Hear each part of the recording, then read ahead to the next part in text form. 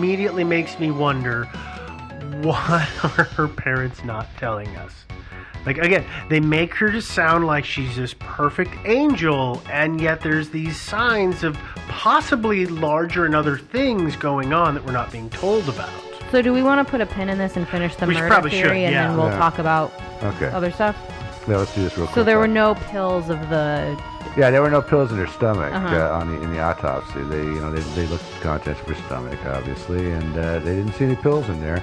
Although there's and the parents are big on this. They're like, wow, she had these pills in her bedroom that she could have taken to commit suicide, but no pills were found in her stomach. So that's suspicious. But on the other hand, her stalker could have gotten some of this liquid amitriptyline and somehow introduced it into her body, either through a hypodermic or by forcing her to swallow it, and et cetera, et cetera. So that proves in their mind that it was probably murder. Did you see the quantity? What's that? Did you see the quantity that's listed from the medical examiner of how much she had in her? Oh yeah, it was a very high level, and the 7,900 milliliters. Oh yeah, no, it was really high, and they eventually revisited the case a little bit. Because they looked at the contents of her stomach. Well, I think the pills just dissolved, and so.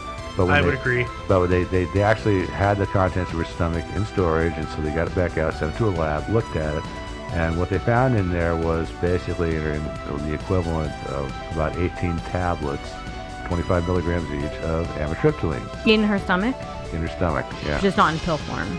Yeah, because it dissolved, because you've got all this acid. I don't know if you noticed this, a lot of pills, some of the pills that I take, I put them on my tongue and they immediately start breaking dissolve down. right away. I was just looking up the dissolve times, and this is literally a cursory Google search, so please don't crucify me for this, but somebody was saying that those gelatin tabs that you fill up, those little capsules, are like an hour max to dissolve. Well, so she would have had to have been alive for an hour, or at least she could have been dead, and the acid in her stomach still would have been acid. Oh yeah, I forgot. It doesn't go neutral when Yeah, believe it or not, it would have been. So dissolved. it's reasonable to assume that sometime in the hours that transpired between taking pills, and they would have totally dissolved. Yeah, I think so.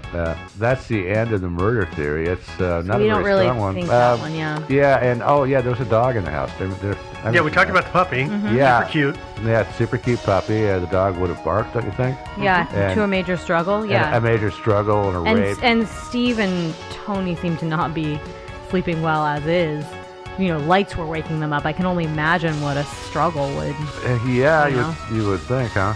Yeah. That's another interesting thing about this is you'd think they would have bumped their security a bit, like maybe an alarm or an actual physical key. Yeah. For the door, no more keypad.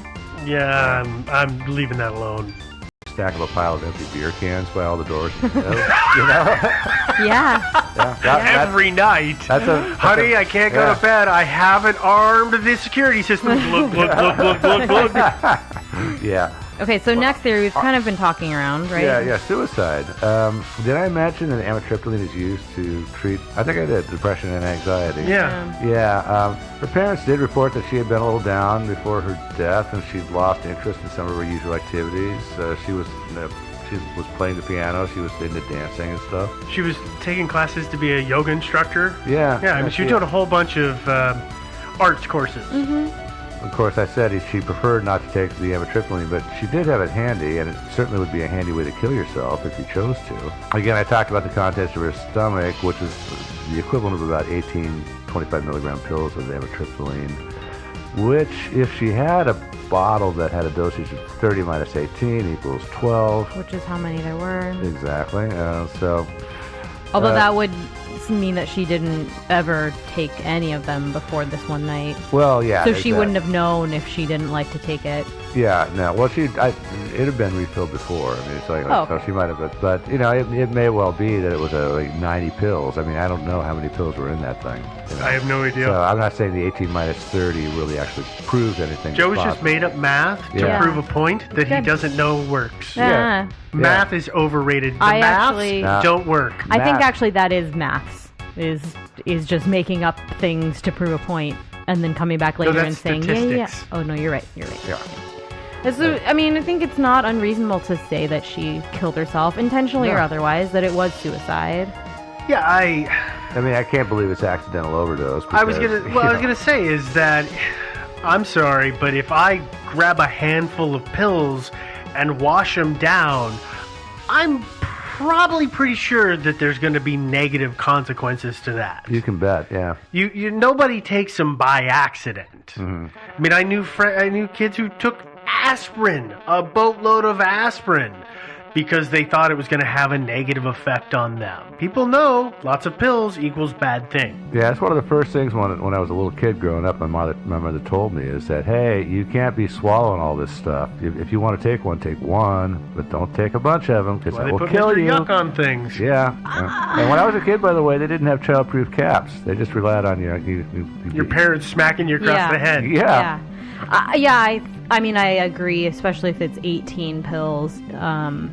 But, you know, she was on a lot of other stuff, and she didn't really like to take the pills, and I don't necessarily know if they were all taken in one fell swoop, or it was, you know, she took a couple and didn't feel anything. She was stressed out, she was anxious, she was like really, really paranoid. So she popped a couple and waited, and they didn't seem to be working, and popped a couple more. And, you know, and she was on medical marijuana as well. Yeah, she was. And, you know, maybe she just kept forgetting that she'd already taken a well, couple. I don't think forgetting, but I think maybe you're just kind of, you're not really paying attention. And so on the accidental suicide camp, though, is that Joe is using the math of these being 25 milligram pills. But I was looking at stuff that was saying that it could be up to 100 or 150 to 200 milligrams. So that really would have been 7 pills. So that wouldn't have been as many pills as we've been making it out to be. Yeah. I realized, I looked at my notes, I was like, oh hell, they can be large dosages at times. So, and how many milligrams did they say were in? So when I looked at the coroner's information, or the ME's info, it was listed in milliliters because it was in liquid form at that point, which isn't always, milliliters and milligrams aren't always a 1-to-1 ratio when it comes to medication. Right. Because the effects of 1 milliliter is not always the same. But it was 7,900 milliliters. Yeah, and it's like and I don't know if that's including all the fluids or what. Yeah, it would have had to have been. It was like 3 times a lethal dose or something like that. It was a big number, yeah. It was high. Yeah. Frankly, if they're measuring liquid, I don't know that you can necessarily say, and this portion is how much. Well, I think the lab might be able to, though, because it was on a lab report that was spitting out, that was saying this negative, this, and it just it was a sheet of everything negative until we got to this medication, and then it said positive, and then it had a unit number next to it. Mm-hmm. So that's why maybe they're presuming the equivalent of how much would have been present in her entire system. I don't know. I'm not a lab tech, and I apologize. I probably butchered that, but that's my guess. Yeah, I'm not sure how they infer these things, but I'm sure it's easy to do. So if you got the right equipment and you know what you're doing, and whether she took 18 25 milligram pills or 9 50 milligram pills, I mean, I don't know. But I didn't even know what strengths amitriptyline actually comes in, but she took the equivalent of 18, 25. That's pretty much it. Another clue regarding the suicide theory is another detective from the sheriff's office grabbed Morgan's diary and took a look at it. And the entries were undated, so it's not certain when this was written or if it was written on the date of death. But the last sentence in the diary is, quote, "I've completely lost my cool," unquote. So not exactly suicidal, but not really positive and upbeat either. I don't know. I don't know if that means anything or not. There are reports of her having, and the stalking, I understand, is why everybody's going to point to this when I say it, but behavioral changes on her part. She changed. Mm-hmm. And yeah, I get it. You're being stalked. That freaks you out. You're going to change your patterns and your interests and all of that, if indeed the stalking is real. Mm-hmm. What we haven't talked about is that she may have been experiencing some kind of psychosis, whether from the medication or just naturally occurring. that may have been what's going on. And So then she's just hearing things when she hears those tap, tap, taps on the windows. yes. Yeah. I mean, we talked about she's doing medical marijuana, and I know a fair number of people who smoke pot and they get super paranoid. So that's a very possible thing. Well, She could have been having some kind of psychosis, and the medication was actually causing it because there are side effects, like sort of hallucinatory side effects, that could be completely the culprit. on the other hand, one of the things, I mean, when you look at the medications she was taking and the symptoms she had apparently been describing, it's not unlikely that she was suffering from panic attacks. And, one of the things psychosis does sometimes go with, and doesn't always go with, but sometimes goes with panic attacks, and that can include auditory hallucinations. Sure. It can include delusions. It can include paranoia. Yeah. It includes a lot of different mental factors, as well as that, heart racing that she was describing, that we've seen she was describing. She was on some pills for having beta chest blocker. pain. What was that? That was Propranolol. propranolol. Thank you. Yeah. And, again, to be fair, I was on beta blockers for migraines. But you can be on those for a lot of different things. But if she was having this chest pain and she was having these panic attacks, and it sounds like the medication she was on were to control that anxiety. And she had been complaining about chest pains a lot in the 2 weeks prior to her death. And I really can't, I do think she had to have been having panic attacks. I've read those reports. I am not an anxiety-ridden person, but I would have been having panic attacks if I were in the situation that she was in, whether real or not. Okay, so suicide is a pretty credible theory. Frankly, it's a lot stronger Intentional than murder. or accidental. Our next theory is a variant on suicide, which is suicide, and also the stalking never actually happened. There were reasons to doubt the actual existence of the stalking to begin with, and there are reasons to doubt Tony Ingram's credibility. She's the one that maintains, apparently, morganingram.com. And there's some things out there that, frankly, I kind of question. This is one of those situations where I always worry when there's basically a single source for the story. Yeah. If it wasn't for the fact that the police keep such good records and those were available, we would have one source for this story. Yeah, and it would be, originally, this story is not too long ago. I don't remember when it was, 2012 or whenever, and it came to the attention of web sleuths, and then a thread was created. And a thread was created. It was a story of this girl who had been stalked and terrorized and then was murdered, found dead. And a lot of people took it really seriously at first. And then eventually people began to have their doubts about it. But it's apparently, even for web sleuths, it's pretty freaking huge thread. It's like almost 3,000 pages. That's huge. It's enormous. I didn't even try to get through it because, frankly, getting through web sleuths, and this is not to put anybody down that posts there, because there are good posts out there, but getting through web sleuths is you got to read a whole lot of stuff to find a single nugget of good, solid information. I wouldn't put that just against web sleuths. That's forums in general. Yeah, You're right. It is any forum. Yeah, I'm trying to actually reach a conceptualization of a forum that can actually find a way to segregate the useful stuff from just the fluff. Not gonna happen. I haven't figured out a way to do it yet, but I'm really trying to think hard. When we make that app, we're gonna be millionaires. Yeah. I know. But where were we anyway? Oh yeah, so it really is. You can see why this could attract a certain sort of attention, and then people would be like really super sympathetic. But then when you really know the facts of the case. Well, first off, let's start here. Was Morgan really as terrorized as Tony claimed she was? And it's hard to tell because Morgan herself, when the police talked to her, she didn't seem that concerned. Detective Glassmeyer's report of October 3rd, 2011 says, and I quote, Morgan seems to be more bothered by trying to catch the suspects. Morgan would rather ignore the harassment and continue living her life, unquote. Well, okay. Yeah. We haven't actually said yet, I don't think, maybe we did, that the way that Tony heard about the rocks hitting Morgan's window is Morgan would text her. From her bedroom. Yeah. To her mom's bedroom on the other side of their house. Right, which was a big house, but I just think... And a long house. But I think that's an important note as well, is that whether Morgan seemed like she was more bothered by trying to catch the suspects or not, at the very least, she was also providing information to Tony. At least Tony says she was providing information. I suspect that the detectives actually went and found the text logs and found that she had actually been texting her mom. You would think that I'm sure they did. I mean, I don't know why they wouldn't. They were pretty thorough. They were very thorough. So, but actually, I got to tell you, I read the reports. And I read the report that in Tony's diary. I read the entries talking about the text. But I read Glassmeyer's reports especially, and he was pretty thorough. He never once mentioned actually getting their phones and looking at their text messages. Yeah.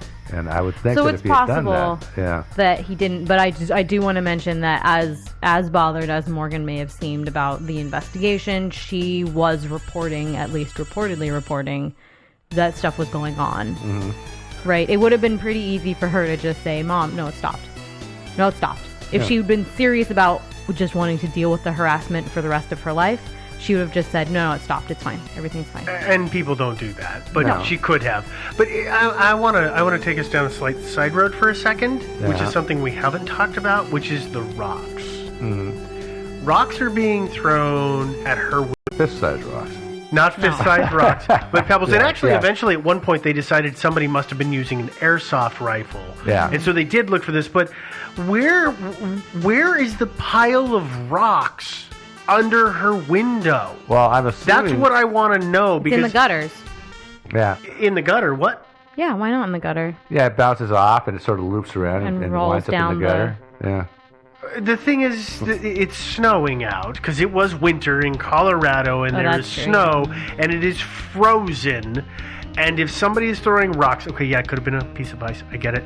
But if they're throwing rocks, there should have been obvious evidence and people should have seen it. And if this family is so thorough of documenting everything, they should have said, oh my God, there's a pebble outside of her window. Well, take a picture of it so we have it and let's get it fingerprinted. And I'm being a little facetious here, but there is none of that. At the end of 4 months of tossing pebbles at Morgan's window, there certainly should have been a fairly decent-sized pile of pebbles under her window. Should have been a small pyramid of Gaza there, or Giza. Yeah, if they were using an airsoft gun, I mean, those pellets are plastic and they're brightly colored. And there were none of those either, because they did look for those. The police came by and did look for airsoft. So I know I'm taking this down the side road, but again, if we're going to question, did this actually happen? Mm-hmm. Where is this stuff? Snowballs. There's actually snowballs. Yeah, that could be. Maybe. But even then, that would leave residue on the windows. You would think. Yeah, no, I mean, I'm assuming, my theory is that the stalker was using self-dissolving rocks. Those are not cheap. Which you can buy online, Ice cubes, actually. Yeah. It was just ice cubes. Yeah. Well, back to Morgan, though, for a second here. As I said, Morgan, I don't think was as terrorized as Tony says she was. Detective Glassmeyer on October 30th filed another report.